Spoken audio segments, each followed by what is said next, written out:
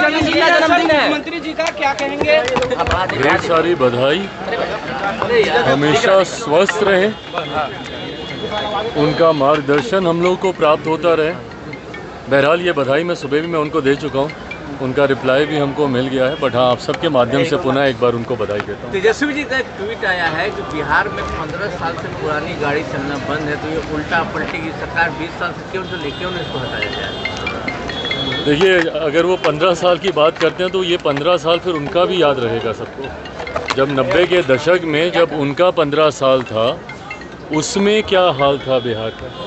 देखिए, हकीकत है ये इस तरीके के बातें करना, नेता प्रतिपक्ष हैं वो, कभी मुख्यमंत्री जी के ऊपर व्यक्तिगत टिप्पणी करते हैं, 15 साल की गाड़ी की बात करते हैं।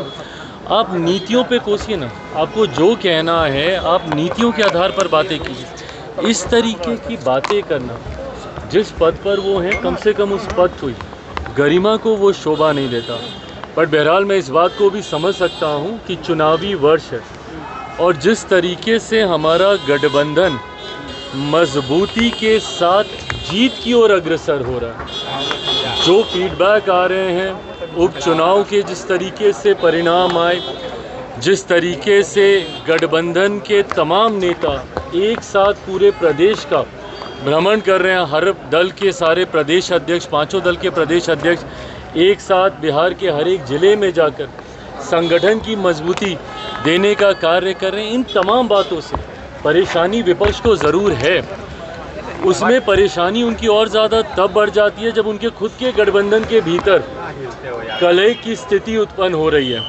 जिस तरीके से कांग्रेस और राजद के भीतर बातचीत का एक अभाव अब देखने को मिल रहा है, जिस तरीके से कांग्रेस के नए प्रभारी आए, वो जिस तरीके से पहले कांग्रेस उनके सामने नतमस्तक रहती थी, इस बार संभवतः कांग्रेस उस भूमिका में शायद नहीं हो। ऐसे में ये तमाम बातें कलेक्टिवली परेशान तो विपक्ष को कर ही रही हैं और इसीलिए ये सारी बातें करना, 15 साल पुरानी गाड़ी नहीं चलेगी, ये नहीं चलेगी, ये तमाम बातें जनता के हाथ में हैं। जनता ने उपचुनाव में भी अपना फैसला सुना दिया, लोकसभा के चुनाव में भी जनता ने अपना फैसला सुना दिया और अब जब कुछ महीने बाकी हैं विधानसभा के चुनाव में, उसके परिणाम भी पूर्णतः एनडीए के पक्ष में आएंगे। 225 से ज़्यादा सीटें जीतकर हम लोग सरकार बनेंगे। तेजस्वी यादव ने कहा है कि कुछ बीजेपी के नेता और जेडीयू के नेता, कुछ बीजेपी के नेता जेडीयू के नेता मीटिंग कर रहे हैं कि निशांत राजनीति में नहीं आए। तेजस्वी यादव ने कहा, आप वेलकम करेंगे उनको क्या पता है ये?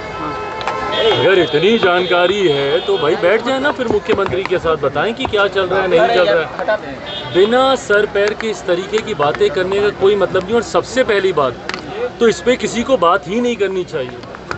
ये फैसला एक व्यक्ति विशेष को लेना है, उनको लेना है कि उनको राजनीति में आना है, नहीं आना है तो कब आना है, कैसे आना है, ये फैसला उनको लेना, निशांत जी को लेना। आएगा तो ज़रूर हम लोग स्वागत करेंगे अगर वो आते हैं राजनीति में, पर इस तरीके की भ्रमित बातें करना, आप नेता प्रतिपक्ष हैं भैया, आपके पास और बड़ी जिम्मेदारी है।